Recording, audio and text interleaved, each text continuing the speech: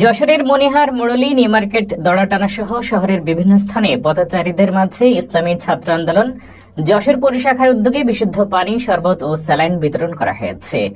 বৃহস্পতিবার দুপুর থেকে শুরু করে রাত ৮টা পর্যন্ত পথচারীদের মাঝে বিশুদ্ধ পানি, শরবত ও স্যালাইন বিতরণ করা হয়।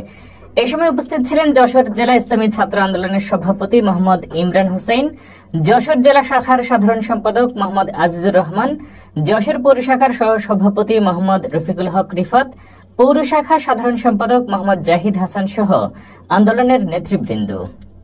এ সময় সাধারণ পথচারীদের মাঝে বিশুদ্ধ পানি, শরবত ও স্যালাইন বিতরণ করা হয়। যশোর জেলা ইসলামী ছাত্র আন্দোলনের সভাপতি মোহাম্মদ ইমরান হোসেন বলেন, ইসলামী আন্দোলন বাংলাদেশের আমির সৈয়দ রেজাউল করিমের নির্দেশে সারা বাংলাদেশের তীব্র তাপদাহে সাধারণ পথচারীদের মাঝে বিশুদ্ধ পানি, শরবত ও স্যালাইন বিতরণের নির্দেশ দিয়েছেন। তারই ধারাবাহিকতায় আমরা যশোরের পক্ষ থেকে বিশুদ্ধ পানি, শরবত ও স্যালাইন বিতরণ করছি।